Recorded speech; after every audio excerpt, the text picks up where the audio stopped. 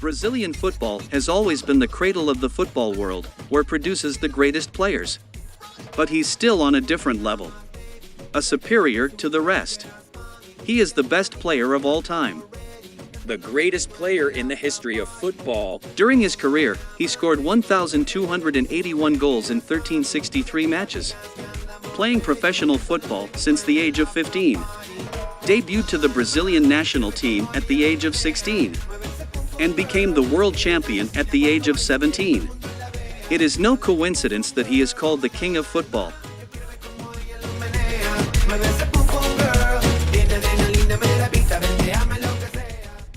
Edson Arantes do Nascimento was born on October 23, 1940, in the state of Três Corações, Minas Gerais, Brazil.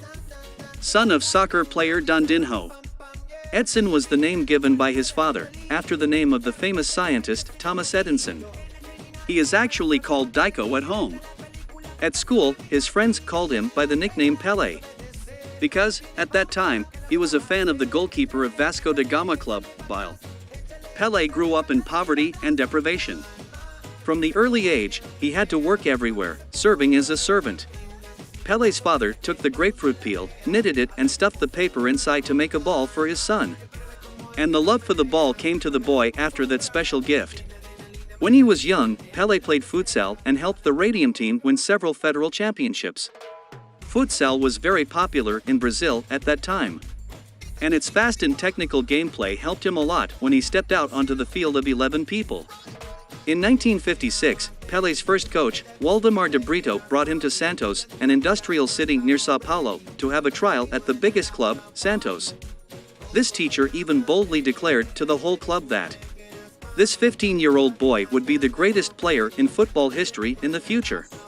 The head coach of Santos' first team at that time, Lula, was extremely impressed with the boy and decided to immediately sign a professional contract in June 1956. The media then called him the star of the future.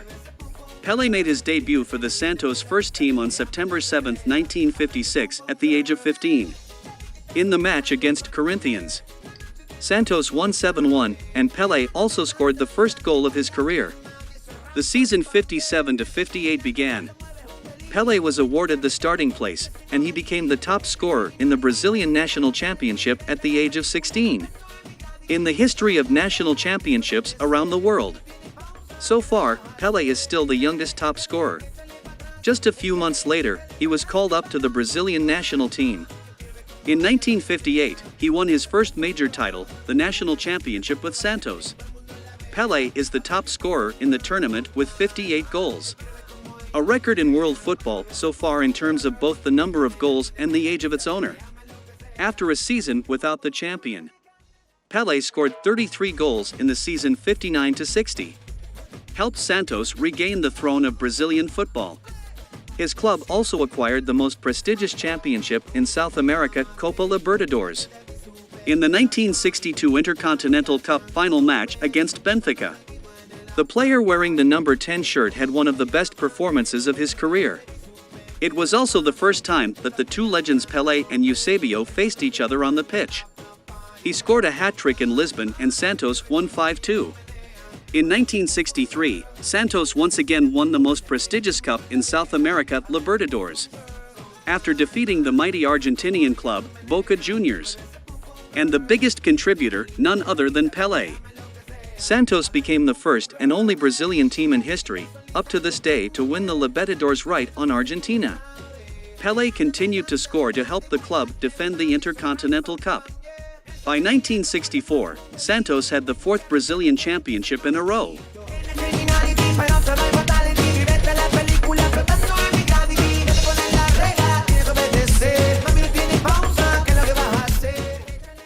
On November 19, 1969, Pelé scored his 1,000th goal in all his matches.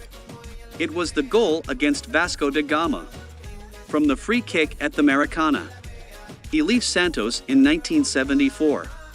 And become a symbol, a living witness to the most heroic pages of history since the club was founded. After announcing his retirement, Pelé returned to the field by going to the US to join New York Cosmos. New York Cosmos. With the appearance of Pelé, American football has received special attention from both the world and the American people.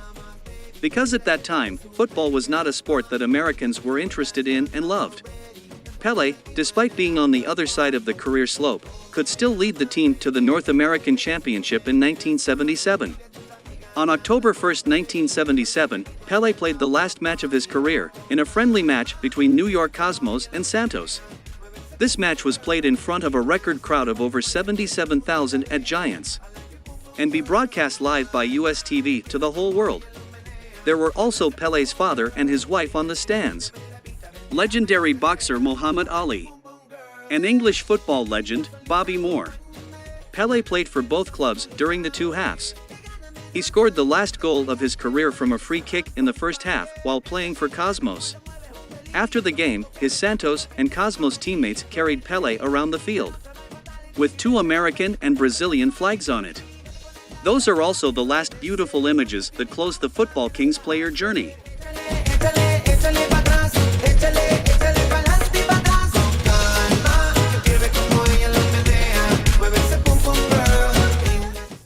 Pelé's first international match was a 1-2 loss to Argentina on July 7, 1952, at the Maracana Stadium. Selecao's only goal was scored by Pelé himself. He scored his first goal on his debut, and became the youngest player to score in the history of international football. 16 years old, Pelé went to Sweden to attend World Cup '58 with a knee injury. But when he returned, he became an unprecedented phenomenon in the history of the World Cup finals. He was the youngest player at that tournament and the youngest ever to play at World Cup. In the semifinals, Pelé scored a hat-trick against France, become the youngest person in World Cup history to do this feat. On June 29, 1958, Pelé became the youngest player ever to attend a World Cup final at the age of 17 years and 249 days. He scored 2 goals in that final when Brazil beat the home team Sweden in the capital Stockholm. The first goal is also one of the best in the history of the World Cup finals with a perfect lift and volley. Pelé ends the tournament with 6 goals in just 4 games, ranked the second in the list of top scorers, after just Fontaine, and became the best young player in the league. Then he attended 1959 Copa America. Pelé is the top scorer with 8 goals and also the best player. However, Brazil only won the runner-up position. When the 1962 World Cup started, the whole world turned to Pelé. In the first game against Mexico, he set up the opening goal and personally made it 2-0. After dribbling past 4 opponent defenders, Pelé was injured in the match against Czechoslovakia, and forced head coach Amor Moreira to change the tactical system for the rest of World Cup. His replacement, well-deserved, is Garrincha. He and his teammates brought Brazil the second World Cup, after defeating Czechoslovakia in the final in Santiago, Chile. Anecdotes about football king Pelé mostly associated with the World Cup finals. He was the focus of the biggest football festival on the planet in 1966 taking place in England. Despite owning Pelé and a series of famous names in this generation of football such as Garrincha, Gilmar, Jairzinho, Tostao, and Gerson. But Brazil must stop at the group stage. Pelé scores his first goal against Hungary, and became the first player in history to score in 3 consecutive World Cups. However, once again, the injuries soon ended the disappointing World Cup of Pelé himself and the green-yellow team. Also because he is so outstanding and extraordinary. So Pelé becomes the focus for the opponent's defenders to destroy rather than mentoring. Because when facing Brazil at that time, the only way to win is making Pelé hurt. Then you can win the game. It is the only way. There is no other option. Because of that, he was sad and disappointed. Pelé has announced his retirement from international football. In early 1969, he was called back to the Brazilian team but refused to play until Mexico '70 started. Pelé decided to come back at the last minute, and it was the best decision he ever made.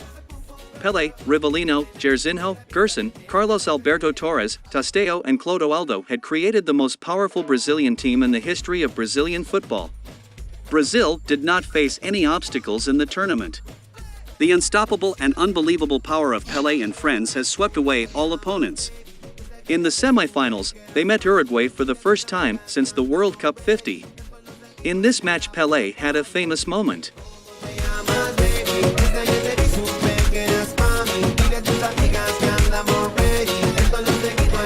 Tosteo passed the ball so he crossed and faced the goalkeeper Dislao.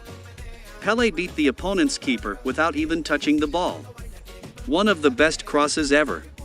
And it was covered and remixed by football superstars later on. However, Pelé's next shot sent the ball wide of the post. The final between Brazil and Italy made the giant Azteca Stadium in Mexico City exploded. Pelé scored the opening goal. He then assisted for Jairzinho's third and Carlos Alberto's fourth goal. The heuristic and elegant football of the strongest Brazilian team in history had brought them to the top of the world in the admiration of all mankind. And the one who holds the key to success is none other than the king of football. Brazil won 4-1, and they kept the Jules Rimet trophy forever. Pelé won the Ballon d'Or and became the first player in history to win 3 World Cups. His last international match was on July 18, 1971 against Yugoslavia in Rio de Janeiro. With Pelé on the field, Brazil's record is 67 wins, 14 draws, and only 11 losses. The greatest striker in the history of the green-yellow team, Selecao never lost a match whenever Pelé played with Garrincha.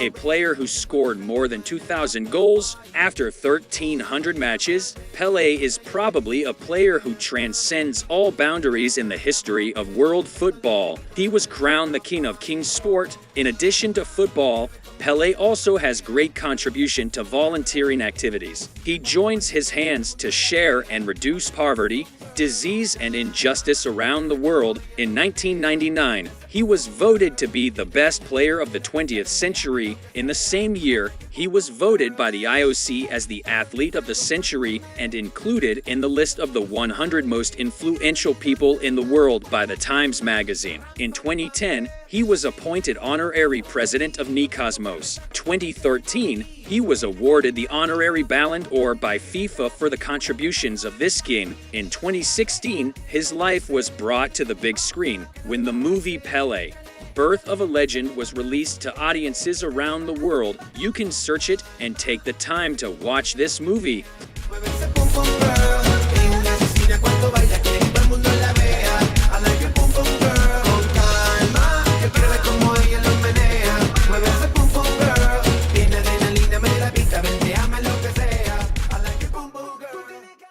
Please continue to accompany the channel by clicking the red subscribe button below the video.